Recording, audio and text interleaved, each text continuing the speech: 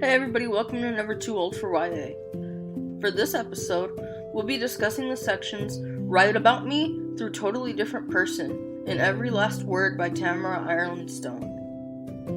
You can find us on Facebook and Instagram at Never Too Old for YA. This podcast is streaming on Spotify, Apple Podcasts, Google Podcasts, iHeartRadio, YouTube, and Facebook. So there are 2 new episodes this week instead of just 1. So we read the usual 6 chapters like always, but there was so much that happened in the last section that we read, we decided to devote an entire episode to it.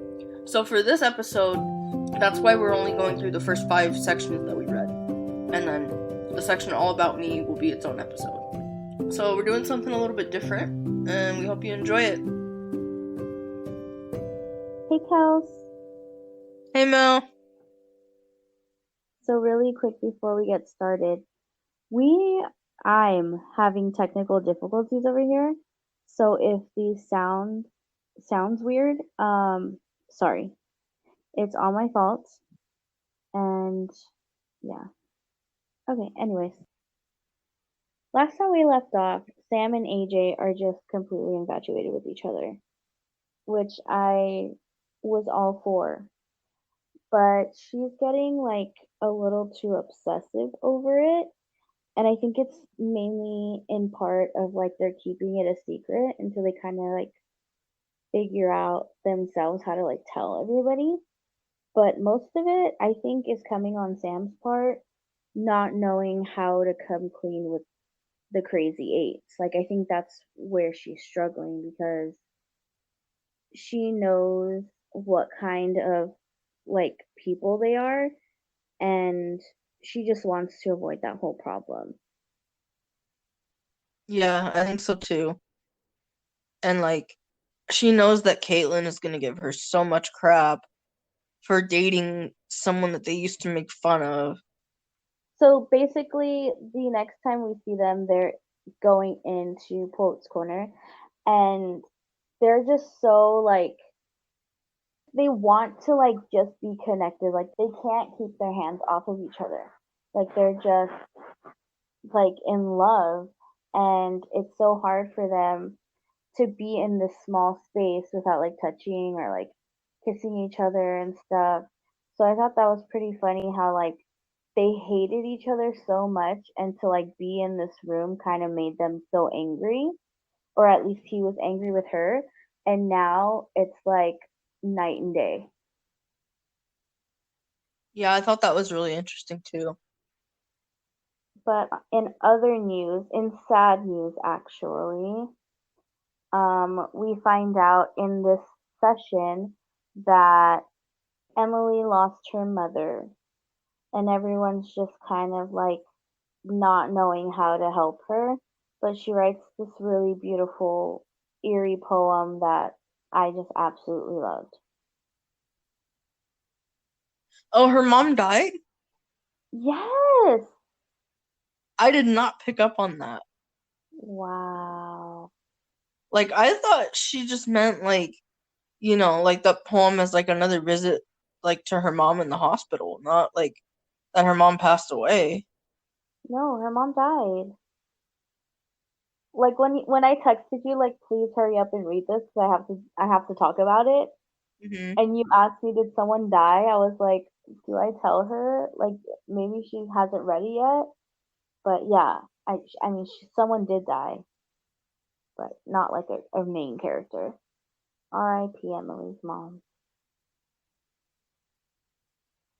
Okay, so after that, AJ comes out and he starts playing his guitar and is basically just blowing Sam's socks off. She uses the word sexy, which made me cringe a little, and I don't know why, but I don't know. It was weird.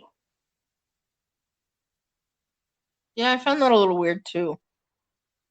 I don't know why. Especially, I feel like it's because we're reading a YA novel and you don't really see the word sexy in a YA novel. That's true. Or at least not the YA novels we grew up with. Right? Everything's just so hypersexualized these days. Yeah. But that's a debate for a whole nother day. Okay, so AJ, okay, so we lead into the next chapter with like AJ and Sam, and I'm telling you, they're all over each other. Like, they're in her living room just completely making out, like, touchy feely. And again, I was like, people, this is YA. It was getting a little too steamy. I was like, Especially for what's them going being in on? the living room. I know. Like, who makes out like that in their living room? When you're in high school and you live with your parents, like, well, obviously you live with your parents, but like, what the heck? I mean, I get it, but then I don't. Right. Yeah, and then she uses the word sexy again.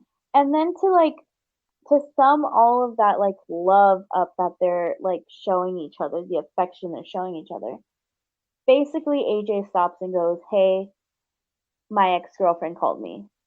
And like this sends Sam's brain in a spiral. Like she's like, "Oh my god, like why is she calling him?" Like just already hyper obsessing over it. And it's crazy. But literally she just called to say like how he was and stuff, and he basically tells Sam like there's nothing for you to worry about. Like it is so different with you. Like we're just different together. Like you make me feel different. And what really calmed her down, I feel like, is when he told her that his ex-girlfriend Devin didn't even know about Poets Corner. Like he kept that part of his life a secret from her. And I think that brought Sam down a little. Yeah, I noticed that too. I think it's really important to them that like they share Poets Corner. That's like their thing. And I feel like that's unique for both of them to have like something that they're like not only are they kind of like keeping the relationship itself under wraps, but like obviously you're not like they're not very open about Poets Corner either because it's kind of like Fight Club. Yeah, what are you talking about? I don't even know what you're talking about right now. Anyway. Okay, so then the next chapter, the 10th thing, I found extremely interesting. So Sam is seeing her shrink Sue, and she is just gushing about AJ and how much like she's infatuated with him basically, and how he makes her feel normal, and how he makes her feel like she doesn't have OCD. So she's like just talking to Sue about how AJ just makes her feel like one day she doesn't need medication and she won't need to. And immediately when that comes out of her mouth and she tells Sue she might not need her anymore, she like wants to take it back so immediately. But honestly, that's the whole point of therapy and all that. Like at a point you're not going to need it anymore, and that's a sign of like you're doing a great job and you're doing what you need to do, and you don't have to be reliant on your therapist or your psychologist anymore, and that's pretty cool. Um, but she's very adamant on no one finding out she has OCD. Like no one still at this point in the book has no idea. And so Sue sees how like infatuated she is and basically asks her like what do you love about him? Like what do you like about him? And she's naming all these like great things and how understanding and compassionate and kind he can be. But it's kind of puzzling to me. I'm like, okay, if he's so kind and stuff, like why wouldn't you tell him? Like if you love him that much, why wouldn't you tell him that? And so I don't know, I was just thinking, and then I was starting to put myself in her shoes. I understand why she says like why she didn't want to taint it. Like she just wanted it to be her own little bubble and not focus on her mental illness, but kind of just put it on the back burner when she's around him. I found it interesting too, like that she still doesn't feel comfortable like telling him, even though he probably would be understanding and everything, and like honestly, he already kind of is. Like he doesn't officially know, But like, when things have happened to her because of her OCD, he's been really supportive. Like that time that she had a panic attack in Poet's Corner. Like he went and got her some water, made sure she was okay. Like he wasn't just standing there not knowing what to do or like, oh, what the hell's wrong with you or anything like that. So like I still don't get why she's holding back.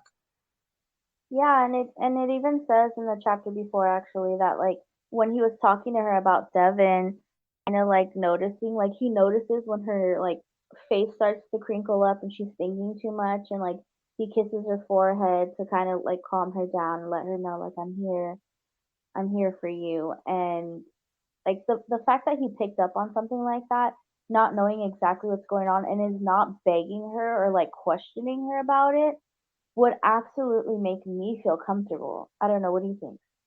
Yeah, probably. So then after that, later that night, after her therapy session, she gets a text message in the Poets Corner group chat that they're having a meeting now. And it's like late at night. It's like, what is it, like 7, 8 o'clock at night on a Yeah. random school night. And AJ informs her when she gets there that sometimes they do these things at night. Like once in a great while, they get together at night. They do Poets Corner at night, and I thought that was so cool. Like just to have the entire space to yourself and not feel like you're like sneaking around. You can just be yourself with the people that are also themselves. I thought that was really cool. It is really cool, but in a way they had to sneak even more this time because school's closed. That's true, but I feel like in a way they sneak more around like people at school because there's so many eyes on them that they don't want to like give away their hiding spot. Yeah, that's a good point too. Basically, AJ just wants to tell everybody already.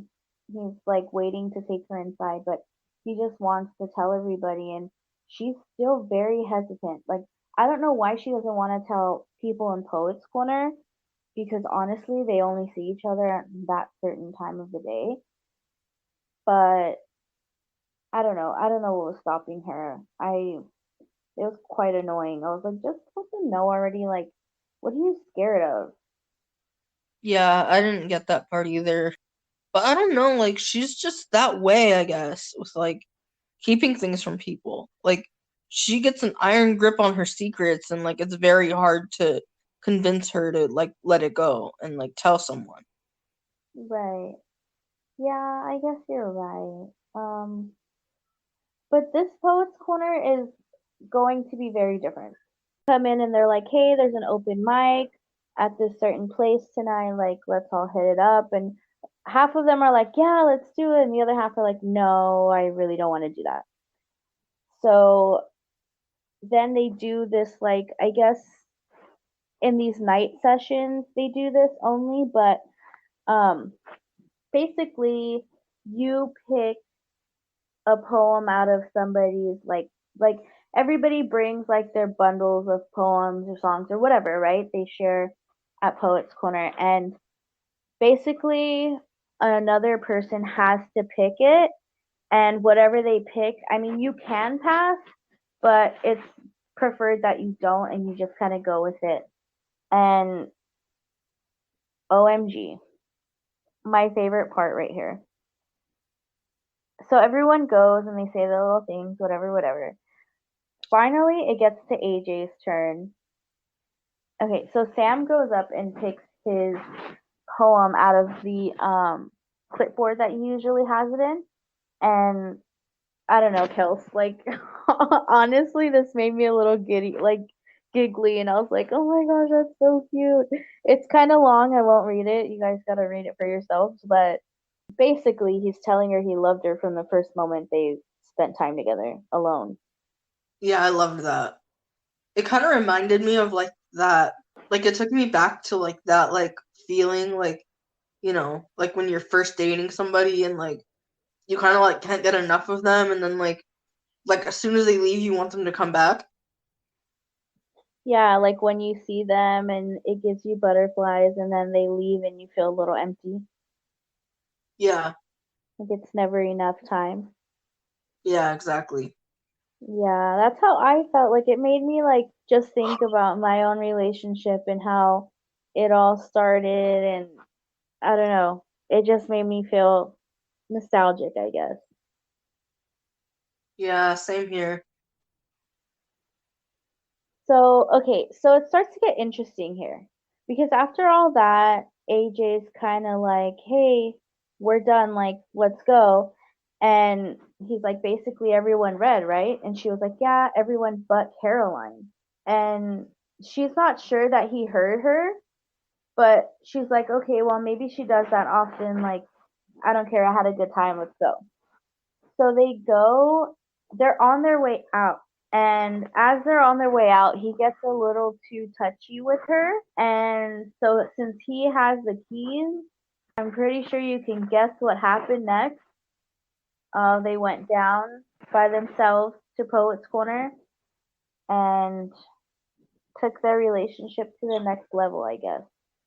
I thought it was kind of romantic that like it happened there, like, you know, just the two of them in this room that means so much to them. Totally, completely alone. Like school is empty, everybody left who was there for Poets Corner. Like, I don't know, I just thought it was like a really like good moment for that to happen.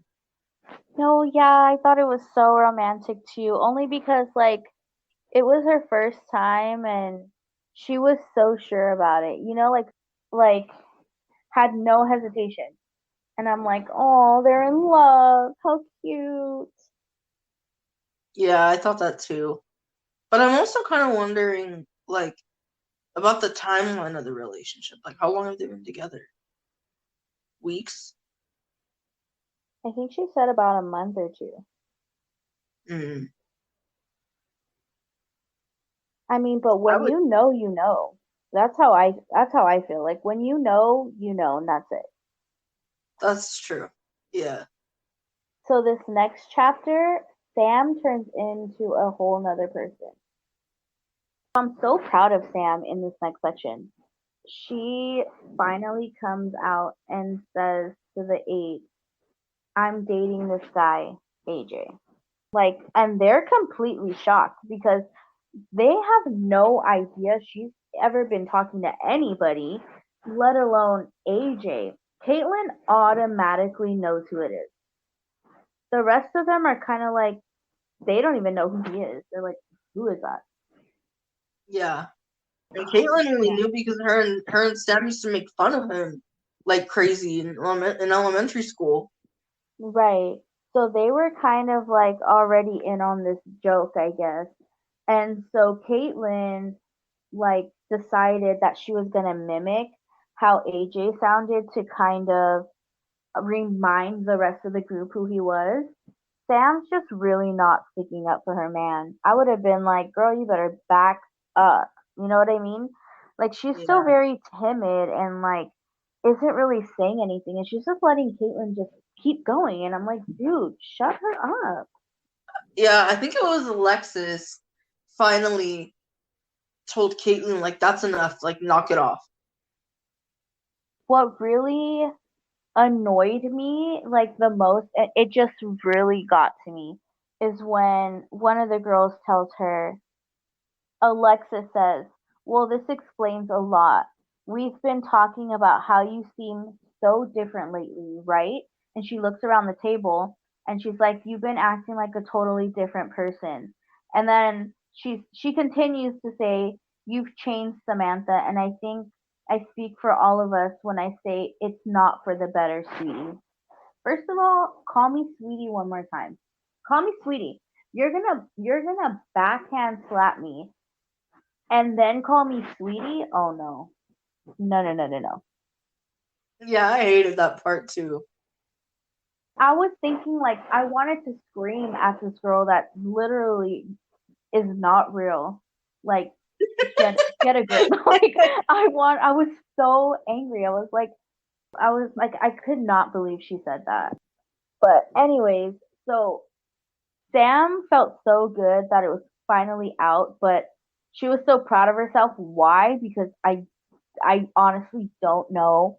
where she should be proud of herself, because honestly, she still allowed them to walk all over her. She never really like stood up for herself even, you know? So that was really messed up. But after that, she's feeling so good. She decides to look for Caroline.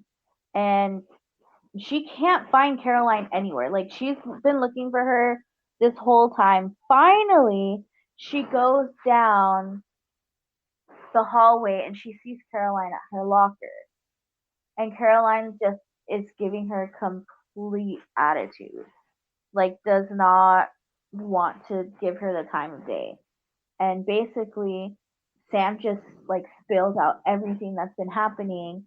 And Caroline's like, oh, you should talk to AJ or whatever. And then so Sam's phone starts to ring, and Caroline goes, I bet that's him right now.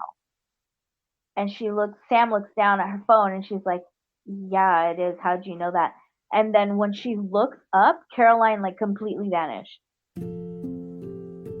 Thank you for listening to this week's episode of Never Too Old for YA. You can find us on Instagram and Facebook at never2old for YA. This podcast is streaming on Spotify, Apple Podcasts, Google Podcasts, iHeartRadio, YouTube, and Facebook. Until next time, bye!